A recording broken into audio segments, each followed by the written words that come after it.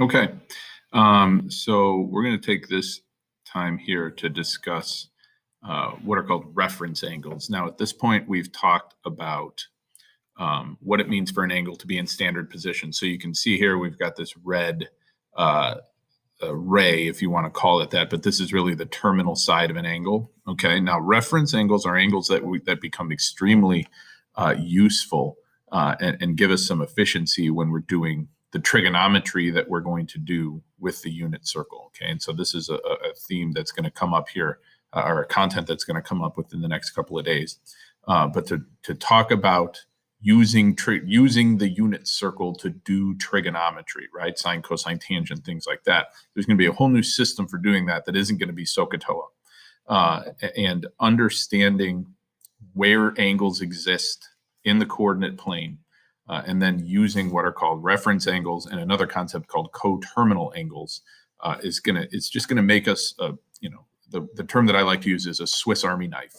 Okay, we can use any number of tools to fix a problem. Okay, and reference angles are one of those tools. So let's start with theta being an angle that's negative 150 degrees. So at this point, we know that standard position angles that rotate clockwise are measured negatively. So we know that straight down, in this instance, a terminal side that goes straight down along the negative y-axis, that would be a negative 90-degree angle. And then if we rotate another 60 degrees, right? So from here to here, that's 90. To get to negative 150, we'd have to go another 60 degrees in that direction. So a negative 150 degree angle is right here, right? So that is what we would call theta.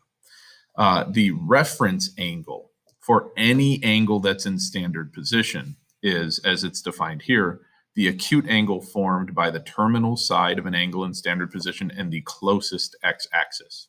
Okay, so the terminal side being here down in quadrant 3, right? For a negative 150 degree angle, the reference angle is this angle right here. Okay, so we know that down here this is negative 90 degrees, and we know over here this is negative 180 degrees.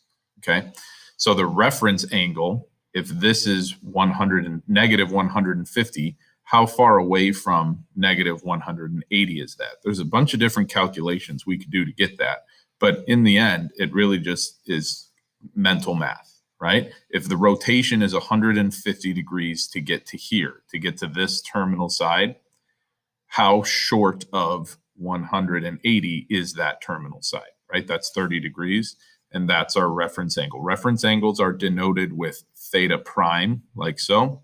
So we have a reference angle of 30 degrees. Now, a couple of things about reference angles. Number one, they are always acute, okay? Always less than 90 degrees. So a reference angle is less than 90 degrees, even if the angle in question is greater. And the other thing is that they are always positive. Okay, so reference angles are always given as positive measurements. Now, that does not matter where the angle starts. It does not matter where the angle stops. It does not matter what quadrant the angle terminates in. None of that matters. The reference angle is always positive. And that's why I said it gives us a useful tool for doing trigonometry. Okay, but we do always want to keep track of what quadrant the angle terminates in. That's still important. That's why I wrote down that this angle terminates in quadrant 3. Okay, that's going to play a part down the road when we start building this system, this new system of trigonometry and calculating trigonometric functions. Okay, so reference angles formed with the closest x-axis, always positive and always acute. Okay, now we talked about what math can we do to get to this. Okay,